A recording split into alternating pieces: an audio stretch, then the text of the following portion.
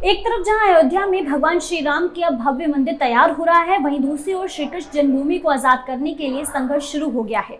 वहीं अखिल भारतीय हिंदू महासभा के राष्ट्रीय कोषाध्यक्ष दिनेश शर्मा ने पदयात्रा निकालकर लोगों को जागरूक करना शुरू कर दिया है। साथ ही जूते चप्पल त्याग कर उन्होंने श्री कृष्ण जन्मभूमि को आजाद कराने का प्रण लिया है। भारत 24 पर देखिए अखिल भारतीय हिंदू महासभा के राष्ट्रीय कोषाध्यक्ष दिनेश शर्मा का एक्सक्लूसिव इंटरव्यू। लंबे समय के बाद अयोध्या में मर्यादा पुरुषोत्तम भगवान श्री राम के भव्य मंदिर का निर्माण जारी है और कुछ ही समय में वह भक्तों के लिए खोला जाएगा। लेकिन दूसरी तरफ मथुरा की बात करें तो मथुरा में श्री कृष्ण जन्मभूमि के भव्य मंदिर के निर्माण को लेकर यहां पर मुहिम तेज हो चुकी है, जिसको लेकर श्री कृष्ण जन्मभूमि केस के पक्षकार राष्ट्रीय अध्यक्ष श्री कृष्ण जन्मभूमि संघर्ष न्यास के दिनेश शर्मा जी, जिन्होंने बिगुल फूंक दिया है और सीधे तौर पर तमाम ऐसे आंदोलन उन्होंने किए हैं और उसके बाद उन्होंने चप्पलों का त्याग कर दिया है। सीधे तौर पर उनका यह कहना है कि जब तक भगवान कृष्ण की जन्मस्थली के साथ न्याय नहीं होता तब तक वह यह संघर्ष जारी रखेंगे। तो भारत 24 के साथ इस समय एक्सक्लूसिव बातचीत करने के लिए पंडित दिनेश शर्मा इस समय मौजूद है। दिनेश जी, स्वागत है आपका। दिनेश जी, क्या लगता है आखिरकार चप्पलों का त्याग कर देना, लगातार पदयात्रा करना, कहाँ से प्रेरणा मिली और क्यों इसकी आवश्यकता क्यों आन पड़ी? देखिए, हम मथुरा श्री कृष्ण जन्मभूमि से ईदगाह मस्जिद को हटाने का केस कर रहे हैं, तो काफ़ी दिन 2.5 साल हो गए लगभग।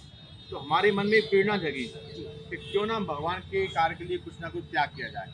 तो हमने एक प्रण लिया, एक संकल्प लिया कि जब तक औरंगजेब के पाप की निशानी ईदगाह मस्जिद को हम मथुरा से हटवा नहीं देंगे तब तक हम नंगे पैर ही रहेंगे और अपने पैरों में जूता चप्पल नहीं पहनेंगे। क्योंकि वेद में, शास्त्रों में सब लिखा है कि आप कोई तपस्या करते हैं, आप कोई संकल्प करते हैं तो भगवान उसका फल देते हैं। तो हमें पूर्ण विश्वास है अयोध्या की तरह मथुरा में भी भव्य मंदिर बनेगा और एक औरंगजेब के पाप की निशानी ईदगाह यहाँ से हटेगी।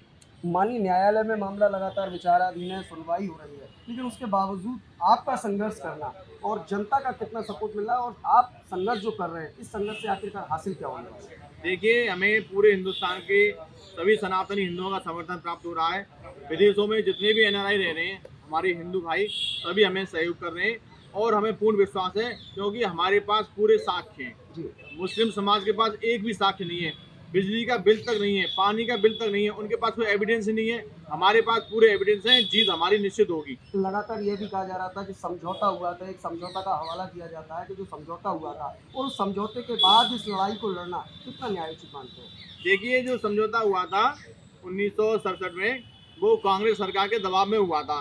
एक श्री कृष्ण जन्म सेवा संस्थान नाम से संस्था बनाई गई और मुस्लिम पक्ष को उसमें दोनों ने आपस में केस न्यायालय में किया और वो दोनों ने मिलकर आपस में 1 साल बाद ही समझौता कर लिया। तो वो समझौता मिली भगत से हुआ था, वो कांग्रेस सरकार की देन है।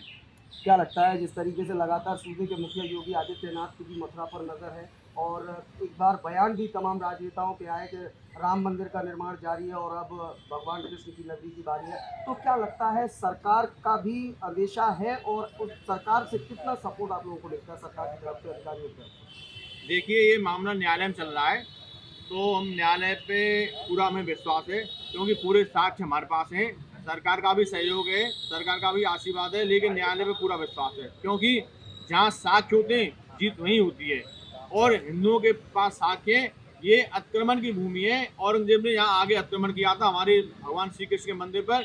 अतिक्रमण की भूमि पर पूजा अधिनियम 1991 में लागू नहीं होता, इसलिए हमको यहाँ पूर्ण विश्वास है जीत हिंदुओं की होगी। आखिरी सवाल, जिस तरीके से देखा जा रहा है भगवान राम का भव्य मंदिर निर्माण जारी है, ज्ञानवापी का मामला भी सामने आया है और अब मथुरा श्री कृष्ण जन्मभूमि की बात है, तो क्या लगता है एक माहौल जो है वो लगातार माहौल क्रिएट किया जा रहा है क्योंकि लगातार विरोधियों का ये आरोप है कि एक माहौल क्रिएट किया जा रहा है, एक धर्म विशेष को टारगेट किया जा रहा है, आपका क्या मानना है? देखिए, विरोधियों ने, कांग्रेस सरकार ने तो हमारे जितने भी हिंदुओं के मठ मंदिर हैं सभी पे पहले कब्जा कराया। कब्जा करने के बाद पूजा नियम 1991 में बना दिया, जिससे हम अपनी लड़ाई नहीं लड़ सके। तो विरोधियों ने तो ये हमारे सनातन धर्म का, हमारे हिंदुओं के मठ मंदिरों का कब्जा करा के एकदम सत्यानाश कर दिया।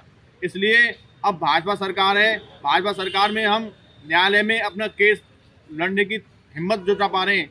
यदि कांग्रेस सरकार होती, सपा सरकार होती, बसपा सरकार होती तो ये लोग हमको केस भी नहीं लड़ने देते, हमको ये उल्टे सीधे केस में फंसा देते। इसलिए भाजपा सरकार में हर हिंदू हो या मुस्लिम हो, सबको अपनी बात रखने का अधिकार है।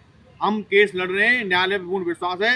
और मुगल शासकों ने हमारे हिंदू मंदिर पर बार बार कब्जा किया था, हिंदुओं ने पुनः मंदिर बनवाया, फिर मुगल शासकों ने तोड़ा, तो हिंदुओं ने हिम्मत नहीं आ रही, आज भी हमने हिम्मत नहीं आ रही है, आज भी हम न्यायालय में केस लड़ रहे हैं और हमें पूर्ण विश्वास है जीत हमारी होगी। चप्पल आखिरकार कब पहनेंगे?